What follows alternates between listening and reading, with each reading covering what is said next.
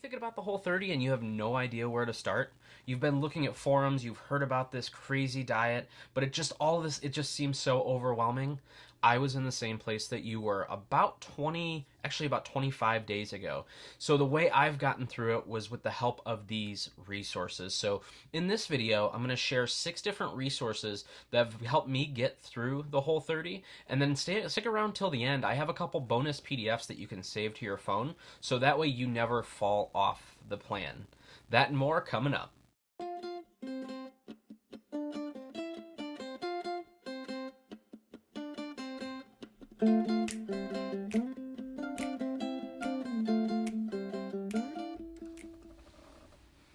Hi guys, my name's TJ Houston and welcome to Fit for the Road. Fit for the Road started off as a podcast where I would share my weight loss journey while I was on the road, but now I'm kind of transitioning to also add on things like this video where I can go through and share my wellness fitness journey as I'm going through it in hopes that I'll inspire others to do the same and really just make myself available to you guys. If there's anything you need from me, I want to be available. So if that sounds like something you're into, do me a favor, hit that like and subscribe button. I would really appreciate it because that helps me know that I am creating videos that are helping you.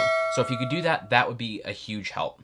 So let's get into our topic for today. The topic today is the Whole30. If you've never heard of the Whole30, it's a restrictive diet in which you pull things like sugar, processed foods, nitrates, grains, legumes. I mean, there's a lot of things that you pull out of your diet. And when you start talking about this diet, people are like, ooh, I could never do that.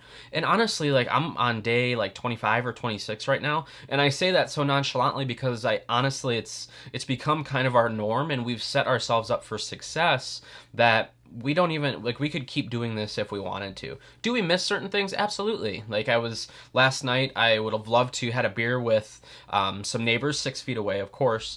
But we were on a campfire, and I would have loved to have a beer, but I'm not done with my Whole30 yet. So what I wanted to do is put together this video where I share different resources that have kind of helped me get through. So the idea behind the Whole30 is, with inflammation and you're not feeling the best, it really gets your body back to a place where you're consuming whole foods, you're consuming nourishment, good things for your body. So that was what we kind of used this for, as kind of a reset. And also, with the pandemic and not being able to go out to eat, there was really just not a better time. No better time when my wife and I are both home, we can cook together, and it's been a very positive experience so far. So the first thing, like I said, I'm going to share 6 different resources and then a couple PDFs at the end. The first resource that I want to start with is the Whole30 website. And what we found ourselves doing a lot was, when we were first getting started, we perused the website a little bit, but what we use the website for now is to ask if we can have certain things. Now remember, the Whole30 diet has been around for a very long time. So a lot of the questions that you have, chances are they've already been answered, and they've been answered on the Whole30 website. So that's where I would go to kind of get started. And on there you'll find, they are selling things. So I'm not going to try to tell you like you're not going to be sold to when you go there. But that being said, there is a ton of really good information about the Whole30. You could do the Whole30 without spending a dime. And I can tell you, you want to save every penny for the grocery store because it can get a little bit expensive with some of the more whole organic foods, grass-fed, stuff like that you try to abide by. But to get started, I suggest that you peruse the Whole30 website and see what kind of resources, kind of get a good feeling for, what the Whole30 diet truly is. And that's the kind of the main base for all users. So everybody that's already been on the Whole30, chances are they've commented, or if they've done it multiple times, chances are they are on that website. So it's a great place to start. Moving on from there is actually one that's a little bit more recent for me, and that is the Whole30 Accountability Group. And that's a Facebook group, small Facebook group, where it's great to see people at different levels of their Whole30 journey.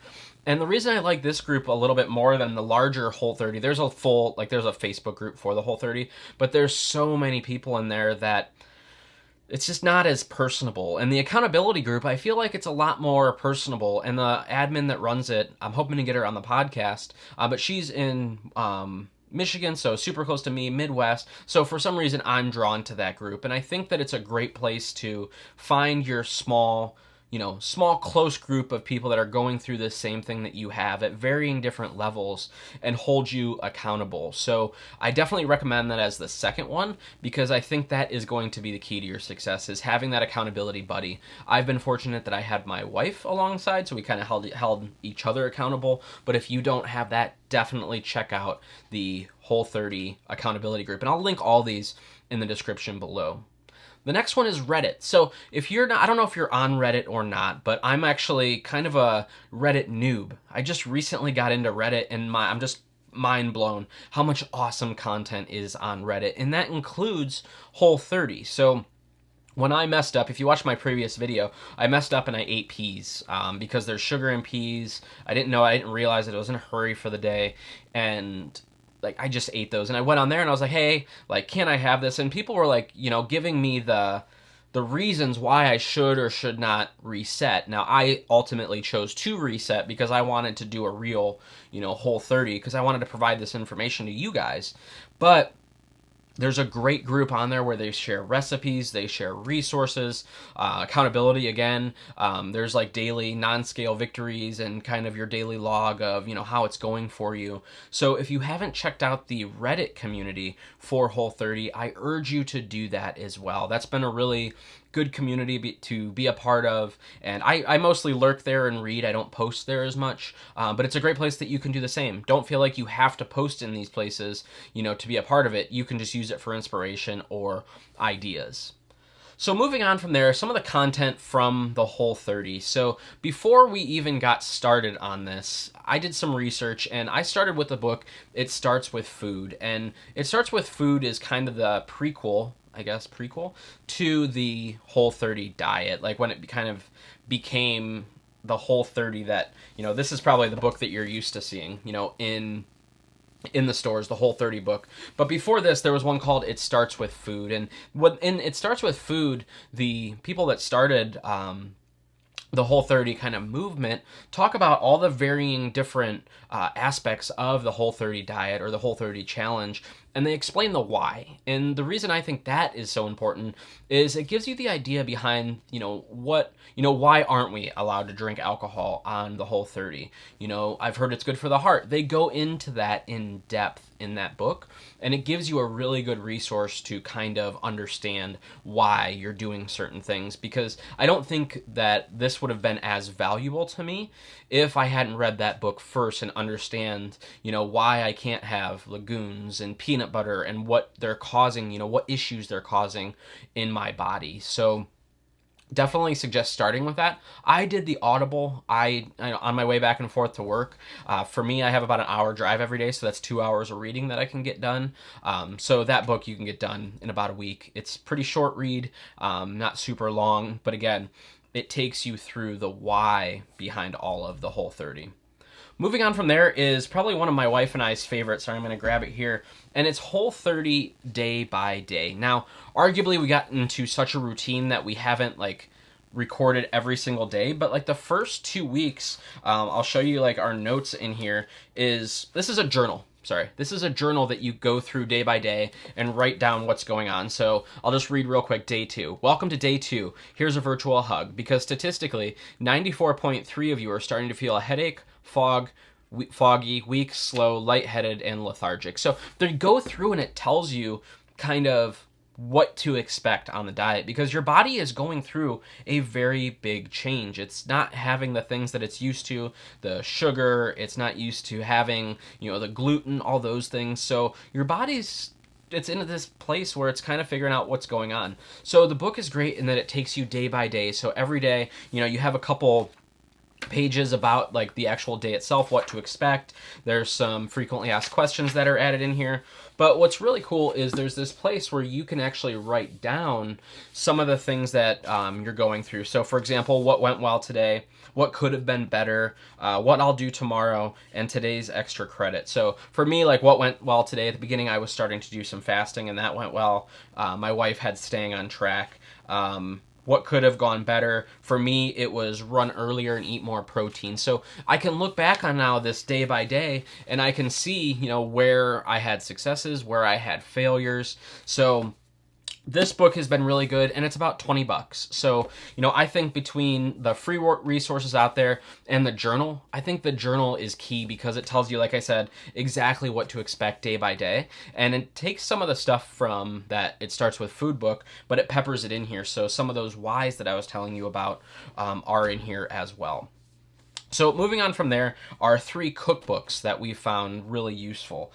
This is kind of what put us over the edge for starting this challenge, or this Whole30 diet, if you will, because once we saw what we could create, we were super excited to try some of this food. So the first one is the Whole30. So the Whole30, the first part of it, so about this much of it, oops. Yeah, so about that much of the book is about the diet itself. So you'll notice that I've now recommended 3 things. It starts with food, the journal, and this. There's going to be some overlap in it, so I would suggest maybe picking 1 or 2 of these resources. We bought them all because I got this at Target super cheap. This is about a $30 book normally, which is kind of funny because it's a Whole30. But this will give you all the information that you need as well. But the back half, this is all these amazing recipes, and they go in detail, and there's everything like butternut squash with kale, cold Thai salad, Greek salad, green cabbage slaw with lemon oil, sauteed kale with almonds. Let's see and you can see here that we bookmark a lot of these different recipes, things that we wanted to try on the Whole30, and they're just looking at the pictures, reading it, you just get super hungry when you're doing it. So these are going to be recipes that we're going to hold on to for a long time because they were actually super, super tasty. Another one, because my wife and I, when we're not in, lockdown or pandemic mode, we are usually, neither of us are home at the same time, and we need things that are fast and easy. So that's where this book came into play, and that's the Whole30 Fast and Easy. And these are all fast, like under 30 minutes, whole meals that you can do. So like this one here that we have marked, let me grab one that we have marked so far. This is the fajita beef skillet. We have rosemary garlic chicken with bacon wrapped cabbage. So these are all super fast and easy recipes that you can get started with. Again, I don't want you to think that, you're going to have to eat plain chicken and just raw vegetables, because these cookbooks get you excited about the possibilities of the Whole30 and eating whole foods. So I can't express my love and gratitude for these cookbooks. And like I said, it's something even after we're done with the Whole30 that we're going to utilize these resources for meal prep and, our normal, as we kind of transition back into our normal diet. And the final one is the slow cooker. So this is the Whole30 slow cooker book, and it's nice because, again, if my wife's studying, she's in med school, so if she's home studying and I'm at work, it's nice just to be able to throw this stuff in the crock pot, and that way it's ready for when you get home. And another thing that we do is I actually plug the crock pot into a smart outlet, so that way I can actually set the timer for when I want it to turn on and when I turn it off. And I'll throw a link to the one that I use. I think it's like $20, and it's Wi-Fi connected. You can control it from your phone, but it's nice because I can set that timer to turn on at a certain time, so that way when we're ready for dinner, the food is perfectly cooked. So the Whole30 slow cooker recipe book has been a game changer for us as well. So those are kind of the main resources that I think are probably the best ones to get started with. Again, you don't have to purchase anything. I mean, you could just use those first 3 links that I had, and you'll be on your way. Like, don't think that you have to buy these things. These are just aids that have helped my wife and I be successful and inspire us to cook some of these recipes, try some of this food. And otherwise, we probably wouldn't have done it. We probably would have just stuck with cauliflower, rice, and chicken, and we would have been bored, and it wouldn't have been fun. We've actually found a lot of fun in this challenge. So like I said I would promise, these 3 PDFs as kind of a bonus at the end of the video. So first of all, thank you so much for watching, and if you like what you see so far, do me a favor, hit like and subscribe, because that helps me know that I'm creating videos that you guys want to see. So the 3 PDFs are, this first one here, this is called Sneaky Sugars. It's amazing how hard this sugar works to try to sneak its way into our food. And this PDF is great because you'll be looking at those ingredients and think that you're in the clear, but you'll see something like dextrose in there or sciencey, like, it sounds sciencey and healthy, but in reality, it's just sugar hiding from you. So I keep this PDF on there so that way, as I'm at the grocery store looking through the different ingredients, I can find the ones that are like those sneaky sugars that would throw me off plan. And we don't want to do that. We don't want to have to restart like I did. The second one is common additives. Again, not all the additives, like it's not just you can't have sugar. There's other additives that are a no-no as well. And one of those that sneaks in a lot is actually sulfites. And I didn't really realize how many sulfites were in the food that we eat until I started going through the Whole30. And I honestly, I didn't really know much about sulfates. And then, once you read the books and they tell you all about it, you're like, wow, I really probably shouldn't eat that, or I don't want that in my diet. So this common additives is great when you're looking for some of the more processed food in the store. And you want to make sure that they don't throw you off plan. And the final one is the shopping list. And not that I use this necessarily as our shopping list, but it's nice to have this quick point of reference because if it's on this list, that means you can have it. So you're not finding yourself questioning, oh, am I allowed to have this? Or is this going to throw me off plan?